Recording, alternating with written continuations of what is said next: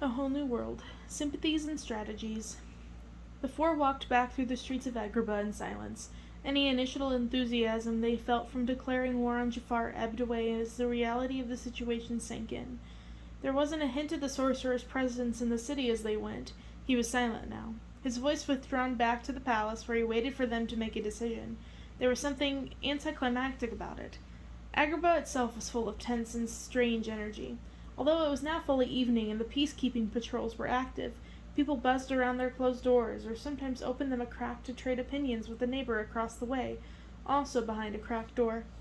But no one could avoid noticing the corpses that were occasionally sprawled in the alleys, left there as a warning. Morgiana was holding Dubon's hand, squeezing it and murmuring sympathetic and supportive words, but he didn't seem to notice. He just stared at the dirt or his own feet as he plodded along. When they were back in Aladdin's hideout with the door safely shut, Morgiana was the first one to speak. "Kidnapping children?" she said, dumbfounded. "And old men?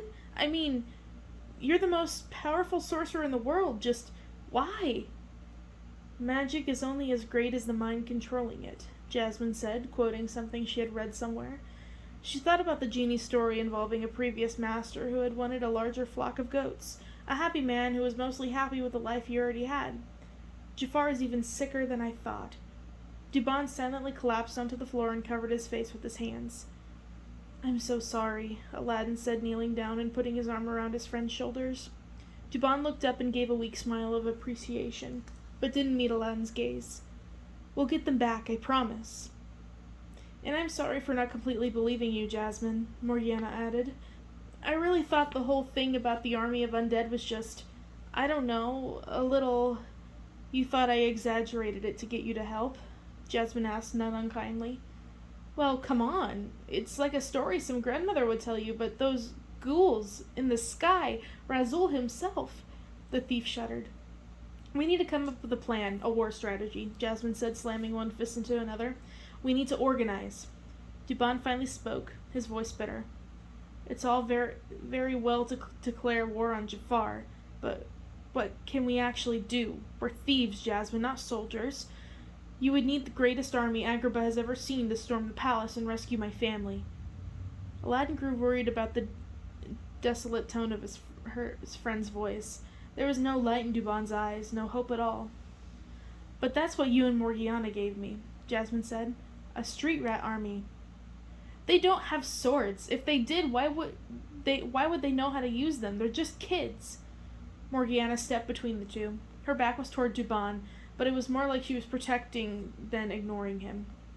"We do have an army," she said, "but it's an army skilled in moving silently, picking locks, stealing things.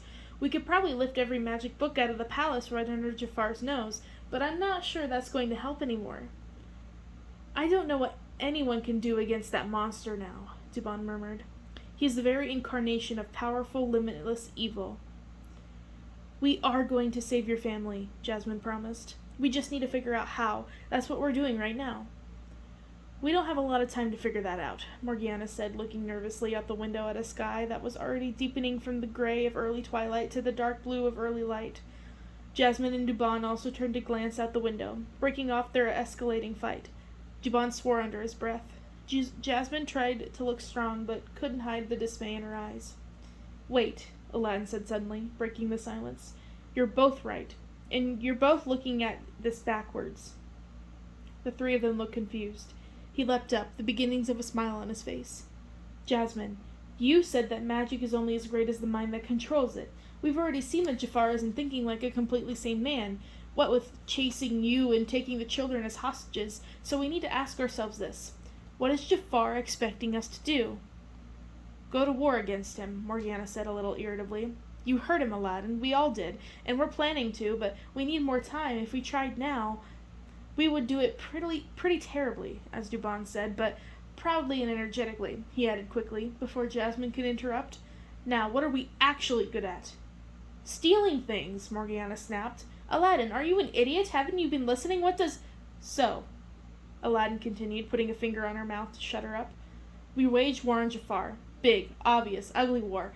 While some of us steal Maraf and Shirin and Ahmed, and the lamp, and the book, and everything else that seems useful, right from under his nose." Everyone was silent for a moment. Jasmine's eyes went from confused to clear as the thought about his plan. A smile began to form at the edges of her lips. Even Morgiana seemed impressed. "That's not half bad," she said grudgingly. "War is a pretty spectacular divisionary tactic. There's no way he could ignore it. To add some carefully set fires... Maybe one in the palace itself," Dubon said, unable to keep himself. Strategizing complicated heists was his specialty. To add the confusion. "Brilliant," Jasmine said, clapping her hands together. "This could work." "But what about Jafar himself, Bright Eyes?" Morgiana demanded. "We're going to come face to face with him at some point. I can't imagine he keeps that lamp or book out of reach, much less out of sight. What do we do to prepare for that?" "All of his physical magic, offensive magic, seems to take time and concentration," Aladdin said, thinking back to the square of the sailor. "I'll bet in close combat he'll have a distant disadvantage." "You're betting your life on that?" Morgiana said archly. "And what about knowing things about us and our plans ahead of time? Can't sorcerers do that kind of thing?" "That future is a realm, unavailable to him," Jasmine said uneasily. "The only time he managed to foresee anything, it involved complicated blood magic, and the sacrifice of the one dearest to him." "Who was Jafar close to?" Aladdin couldn't help asking. "He didn't love anyone." "Oh, holy heavens," Morgiana said, finally getting it. "The parrot! His stupid parrot! That's why it's all in his coins and flags and everything. That was the one dearest to him. What a complete lunatic!" Aladdin shuddered. Before Jasmine, Abu was certainly the one closest to him. He could almost sort of see it from Jafar's twisted perspective. Unlike Jafar, however, nothing in the world could induce him to kill Abu. "Let's get back to the plan," he said quickly. "So if it comes to battle directly with the sorcerer, it will be ugly, and we will try to avoid that. The plan is to distract him and his undead troops and all those still loyal to him with a different assault on the palace itself. While the best thieves..." "Us three," Morgiana interrupted. "4," Jasmine corrected.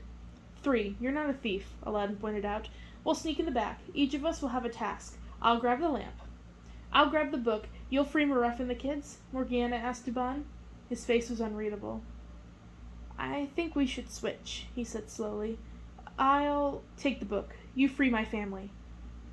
"Why?" Morgiana asked, confused. "Don't you want to be the one who saves them?" I won't be thinking clearly," Dubon said. He clenched and unclenched his fists nervously. "It's bad tactic. I'll be a liability on the team, putting my family before the rest of our objectives. Besides, I trust you." Morgiana gave a funny smile. It was surprise and sweetness and perhaps the revelation of something deeper. Dubon gave her a not-quite smile back, but his face brightened a little. "All right, that sounds like it's the beginnings of a strategy," Jasmine said. "But even though I'm not a thief, I could be useful in distracting Jafar or something." "Jasmine," Aladdin said, putting his hands on her shoulders. "Am I trying to keep you out of harm's way because I care about you? Absolutely. But your task is also just as important as ours. You're the face of the revolt. People, your leaders, your army, your people need to see you, need to know that you are the one telling them what to do. You need to stay here and organize the assault in the palace. Who else is going to do it?" Jasmine didn't say anything. Her hands fluttered for just a moment.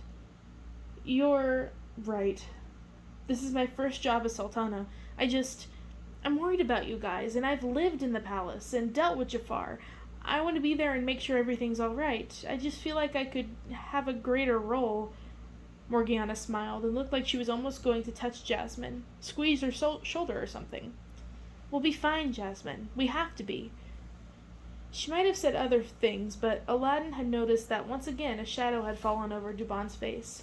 He had gone over to the broken terrace and was looking out in the sky and the palace. "We will rescue them," Aladdin said quietly, coming up behind his old friend. "Sure, Aladdin," Dubon said. He didn't say it sarcastically or patronizingly, yet there was something not entirely honest with his tone. "Dubon?" The thief shook his head. "I thought Shireen and Ahmed would be safe once their father was gone. I thought they'd be safe, if hungry, with my dad. I thought they would be safer still surrounded by thieves and tigers. Aladdin." Dubon suddenly turned to look at his friend, and his eyes wide and searching. "We need to end this. This insanity that has taken over Agrabah, we need to end it now, by any means." Yes, Dubon, I agree, Aladdin said slowly. There was something off about the usually most level headed of the street rats. That's what we're going to do, rescue your family and defeat Jafar. Jasmine and Morgiana had finished their discussion and were quietly waiting for Aladdin and Dubon. Jasmine raised an eyebrow at Aladdin. Aladdin shrugged. What could he be said? The boy's father, niece, and nephew were being held captive by a madman sworn to kill them. Aloud, Jasmine said, "All right, let's go over the plan one more time among ourselves.